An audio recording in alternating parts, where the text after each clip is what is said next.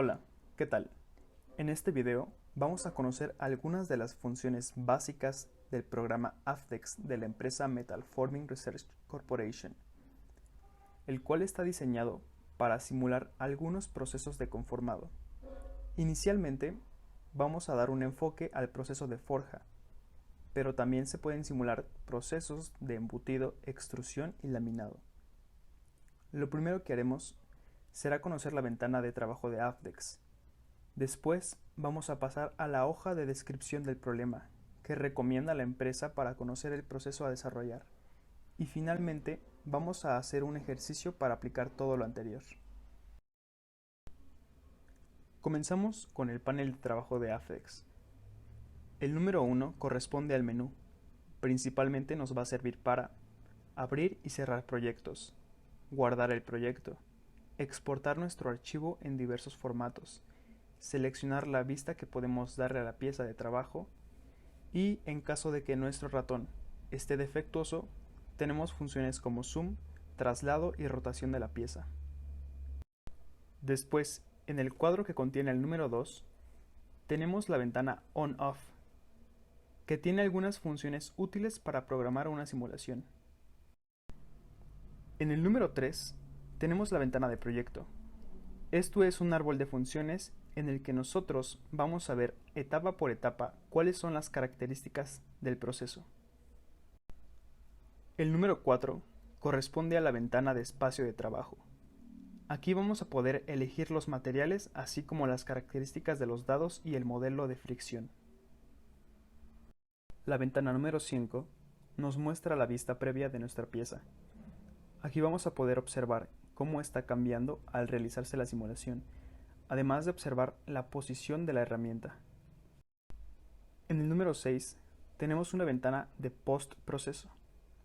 Esta nos sirve para poder visualizar diferentes variables en nuestra pieza de trabajo. La ventana número 7 es la ventana de monitoreo de trabajo que nos va a mostrar cómo se está llevando a cabo la simulación.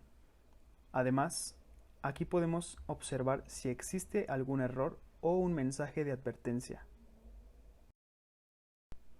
El número 8 corresponde a una barra de herramientas que nos va a apoyar en el proceso de construcción del proyecto.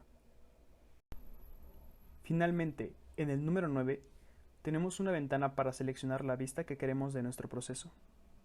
Podemos elegir ver solo la pieza o solo los dados y sus diferentes combinaciones. Todo esto vamos a verlo más a fondo en el desarrollo del ejercicio de hoy. Antes de pasar a eso, vamos a conocer la hoja de descripción del problema que recomienda la empresa. Lo primero que debemos saber de esta hoja es que a partir de aquí obtendremos toda la información técnica que necesitamos para desarrollar el ejercicio. Por eso es muy importante que si a ustedes les piden desarrollar una pieza, cuenten con una hoja como esta o bien ustedes la creen al diseñar el proceso. Como pueden observar, en la primera fila tenemos el tipo de proceso, un análisis isotérmico, en frío o en caliente, y en cuántos pasos se realiza el proceso. En este caso tenemos 5 pasos. Después tenemos dos columnas. En la primera se escribe todo lo relacionado a la pieza de trabajo.